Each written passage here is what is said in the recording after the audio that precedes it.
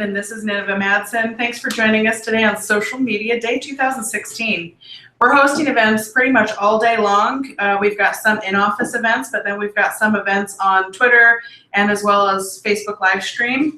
And you can play along from your desk. You can stop in if you want to, whatever you want to do. If you have questions for today's Hangout on air, which is what we're doing right now, just drop them in the comments and we'll do the best to either get them answered or respond to you one way or another. If you're, let's see, I already passed that one. I told you I've got Nineveh Madsen here, and I don't know if I'm using the word for the first time, but she's one of my inspirations for total badassery. And, you know, she started her own magazine, but she's also just been a maven here in the local media scene for many, many years. So I've been following her, and of course we've struck up a friendship, and I'm super excited to have her in office. So welcome, Nineveh. So excited to have you here. I love that title. Badassery, media maven. You're giving me like branding ideas. Hey, this is all right. I'm like, this is good stuff. So what we're here to talk about with Nineveh today, she's got an event coming up called Get Media Ready, and the how would you describe it? Because we were just talking about it with it's Get Media Ready, but the theme for this year is Red Carpet Rebels. So we're so excited. It's coming up in September, but I'm going to let her tell you a little bit more about it. But like I already mentioned, she's the founder of her magazine, which she started a little over, well, it's almost 2 years now. And anyway, things are going really, really well. So I want her to talk a little bit more about that. So thanks. Thanks for joining us. Yeah, absolutely. Tell me, I want to hear really quickly, because as we've talked a little bit in the past, there was a moment, you've been in media for a long time, and there was a moment where you saw some different things that were going on and you knew you had a solution to change them. Tell me about that moment. Yeah, so, you know, my background's in broadcast news. I started my career in Arizona, in a tiny town called Yuma. Worked for NBC for a couple years there. And then I moved to Salt Lake City. Never thought I would end up here in Salt Lake, but ended up working for one of the local stations for almost 9 years. And so I did everything from the morning show to the weekend evenings. And then I ended up with my daytime show Monday through Friday. And so it's really everything any woman in media would want, I guess, you know, is to have your own show, anchoring from 4 to 5 p.m. and then reporting for the evening news. But, you know, working in media is really fast paced. There's a lot of pressure. There's a lot of pressure to have to, I put the pressure on myself to be perfect, right? To perform to perfection, which is really difficult to do, as you know. And so women, you know, you give yourself a harder time than most people do. But, you know, there was a point in my career where I really felt disempowered as a woman in media specifically. And also, you know, it's no secret that there is a lot of negativity when it comes to media. You know, we focus on all the horrible things that are happening in the world. And that is important to, you know, let the public know what's happening in the world. But there was just too much of that for me. And so I got to a point over 10 years in the business where I wanted to take all the skills that I had and really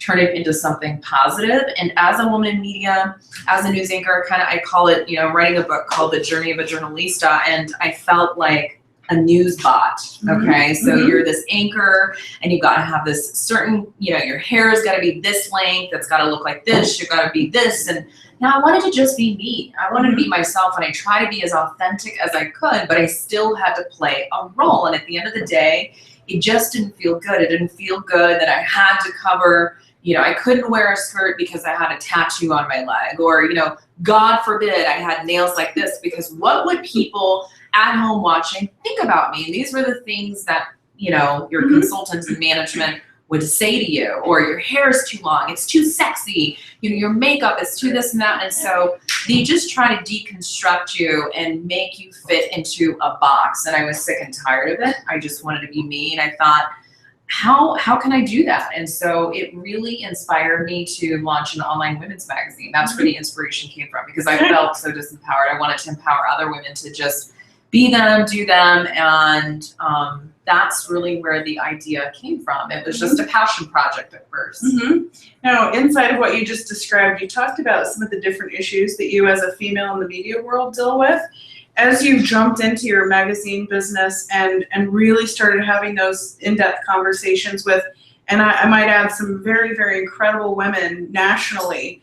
What are some of the big issues that you're tackling now as, you know, running your own business as a female entrepreneur? Right. So it's getting people to take you seriously, right? Your ideas. And so I had no clue that it would be as challenging as it has been to be an entrepreneur. But, you know, I figured because I worked in television, which is, you know, it's a challenge in itself. You know, we're so fast paced in that industry and we're self-motivated in so many ways. We have to go out there and put ourselves out there and get uncomfortable. And so there are a lot of similar traits to that of an entrepreneur, except for the fact that you don't have a steady paycheck. So now all your work, you know, it depends on you to bring in that money. You don't have somebody paying you that paycheck every couple of weeks. But what I've found really, as I've been working with different organizations, different people on different projects, is people taking you seriously as a woman. And you know, I feel like I'm an incredibly intelligent woman, and I will say that, but there have been times where as a business owner, as a woman in business, people have completely wasted my freaking time. And I don't think that would happen to a man, quite frankly. Or they want to work with you and then maybe pay you later and decide. And you have to get to a point as a woman in business where you put your foot down and you say, enough is enough. I'm not playing this game anymore. And so that's what I find the most challenging, is being taken seriously by other companies that you'd like to collaborate with as a woman in business. So I think we have a couple more hurdles to get through. Not to make this like an issue of male versus female. These are just the things that I've noticed. And my husband is an entrepreneur, my father's an entrepreneur, and they've had no problems making money since day one. So you tell me. No, I think it's, you know, we've got, you know, like you mentioned, we've got some hurdles to jump over as a group, as a whole. And it's not female versus male, like you said, because I know that I've got plenty of guys in the box that are saying, come on, let's help you out however we can. Let's help to even whatever issues there are happening, because when it really comes down to it, when women succeed, men succeed more. You think about in the home, in the workforce, in the community, when we're all thriving, everybody does better. So it's definitely in everyone's business interest to make a difference and to do whatever it takes to help even that gap.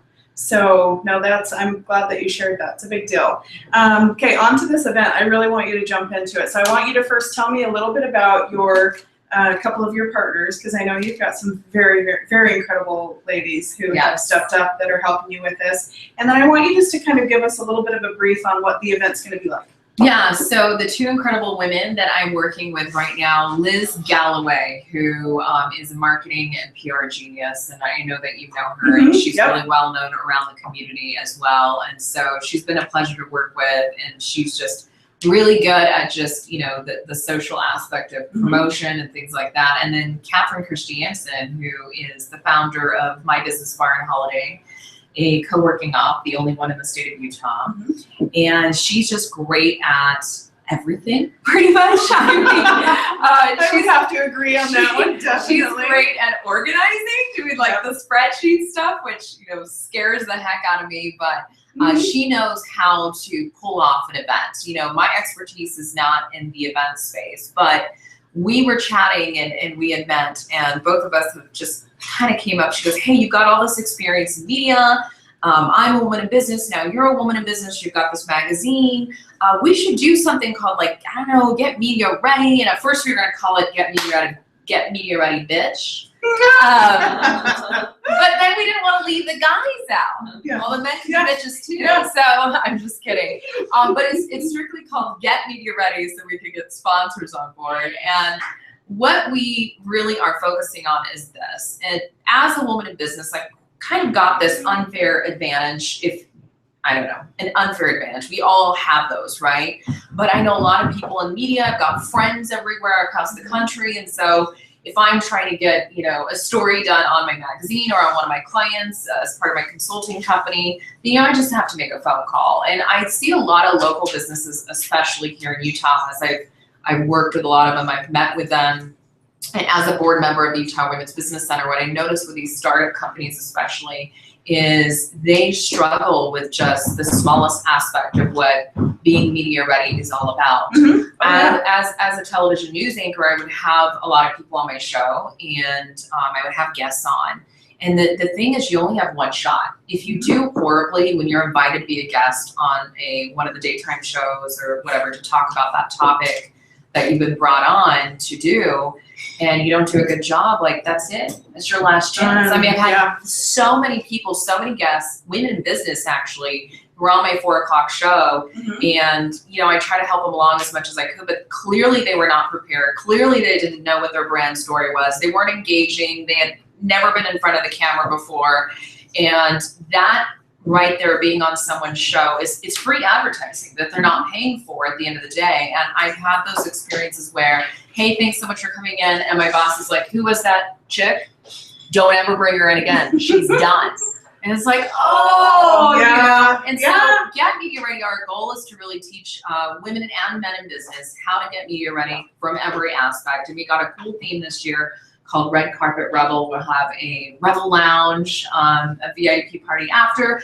Yeah. And what we're doing is we're bringing in media insiders, okay? I've got one of the biggest media gurus. I mean, this is a woman, she's a powerful woman in media. You would never have access to her if it wasn't for this event. I can say that with 110% certainty. She is going to reveal all the secrets when it comes to getting the media's attention. We also have some really cool speakers, but we're bringing in media insiders. We're bringing the media there. And so it's really gonna be an opportunity for business owners to come and like make those connections. You know, I'm sort of putting these people on a silver platter for you. So it's never been done before in Utah. I don't know why nobody thought of the idea, but I'm really excited about it. And I think there's a huge need for it. Yeah.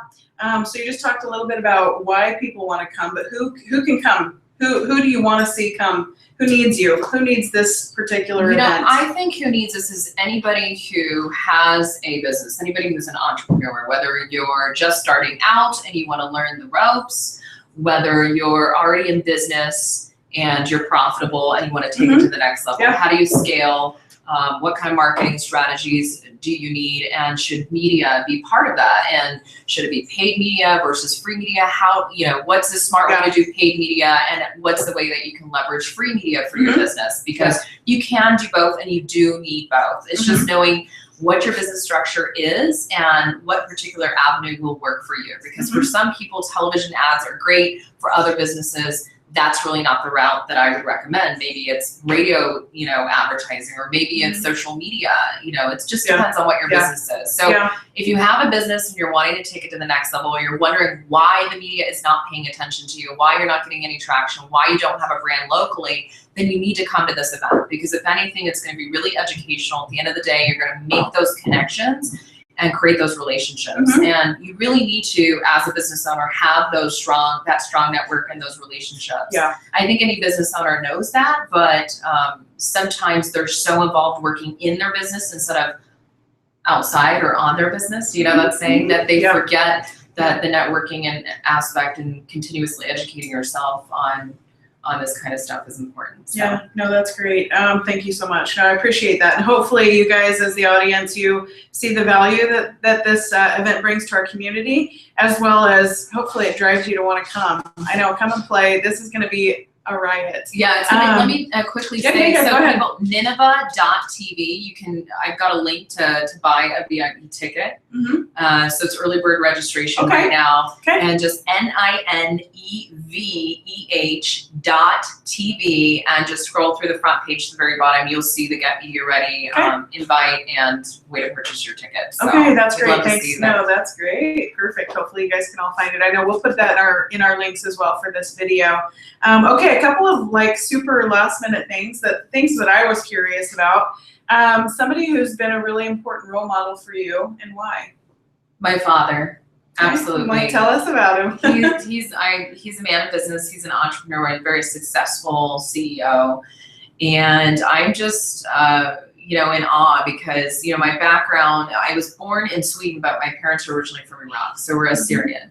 And so you look at someone like my father, who was an immigrant, literally escaped the Saddam Hussein regime, moved to Europe, learned the language of Swedish within 6 months, went to college, was this close to getting his PhD, so he was past his master's in physics and engineering, and he was almost done with his PhD, and he got a call from a company called Ericsson that gave him the opportunity to come to the US to work. And so he took that opportunity, and after working in the tech field of engineering for more than 20 years, he decided to become an entrepreneur. And I had just seen him run companies, and he's gone to the top, and he's lost companies before, like during the dot-com crash. But I've never seen him, he's all like the eternal optimist. He's not a pessimist, and he's just got an incredible mindset.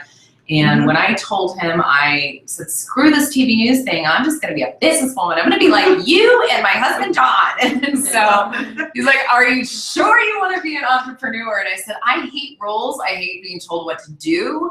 I'm a self-starter, I don't need a boss to tell me what time to come in. Like, I hate that crap, And so after more than 10 years of being told what to do, I'm like, I am done. And so I now realize why I've been a rebel my entire life, if that makes sense. So if you're that person who's got this rebellious streak and you have a problem with authority, and I'm not talking about police officers, okay? I'm just saying a problem of being told what to do and how to do it because you've got your own ideas and you're not a lazy person, you're very motivated, you're ambitious, then you might have an entrepreneurial spirit. And so that's what I realized. I've had that, but my dad, definitely, he's a great example, and he's definitely one of my advisors. And so when I'm having a tough day, I'm like, this sucks. He's like, yeah, well, you just got to keep climbing that mountain, Oh, well, what a great, it sounds like he pushes you a little bit. Yeah. And maybe not so much like pushes you out of the nest, like we picture a baby, baby getting pushed out by their mom and dad. But somebody who inspires you, and it drives you that much more. Yeah, and I should say awesome. my husband too. I don't want to leave him out. He owns his own business. Yeah. He's an entrepreneur, and his belief in me is bigger than the belief I have in myself. And so that keeps me going. That's awesome to have that. Okay, last question for you. Some of your favorite words to live by, so people can walk away feeling inspired from this conversation. Oh, we were talking about that earlier. It was like favorite words to live by. I don't have like a phrase that's cliche, but when we were chatting about this before we started the live broadcast, I thought about, you know what? Who cares what people think? That's what you need to live by, especially if you're in business, or just even if you're not in business, if you're not an entrepreneur, like so many of us care what other people think about us. What people? Who are these people? Why do we care? Why do I care if someone doesn't like my hair? Are they paying my bills? Are they paying your bills? No. So guess what? They're nobody. Your haters are gonna hate, and the people who love you will be part of your tribe. That's what you have to focus on. So don't care what people think about you, because when you care what others think about you, it really stifles your creativity. And you need that creative genius to, come out with what the world needs. And so the only way to serve the world, honestly, with your special gift, is not to care what other people think. Yeah, no, that's wonderful. So I just counted it. Don't care what other people think. Did I get it? Yeah. 5, 6 words. I know, it was like the 6 words to live by Nineveh Madsen. Okay, well, that's enough. Is there anything you wanted to throw in there? Anything else? Last minute before we close down shop? Hey, Get Media Ready, happening September 10th. It's on a Saturday. It's going to be a blast. Very educational. It's going to be a blast. So much fun. I can't even tell you. I'm so excited about this event. So go to nineveh.tv. NINEVEH.tv. The information is there for you. And also go check out my magazine. We are having a soft launch in August, the website hermag.co, HERMAG.co. Check it out on your desktop, because I want you to get the full effect of the video that's playing in the background. It's very inspiring. Check it out. Let me know what you think about it. But subscribe. I'd love for you to subscribe. We're going to be in the App Store by this fall, and that would be really exciting. So we'll launch right around the Get Media Ready event officially. We're doing a relaunch, so. That's awesome. Yeah. Okay, well, thank you guys for watching. And like I mentioned in the very beginning of our broadcast, stay tuned. At our 12 o'clock hour, we're actually doing an in-office scavenger hunt. So you get to take pictures or post things about what you have in your space, and it's part of International Social Media Day. So we will literally have people from all over the US popping in, and people from all over the world, as long as they're awake, right? I mean, like, we've got some people, hey, to our peeps in London, they're gonna be maybe eating dinner around that time, 7 p.m. there. Cool. Anyway, but they'll still be popping in, so it should be a really fun event. And then we've got our 2:00 p.m. broadcast. That's, of course, those times are Mountain Standard Time. So anyway, thanks everybody for watching, and over and out.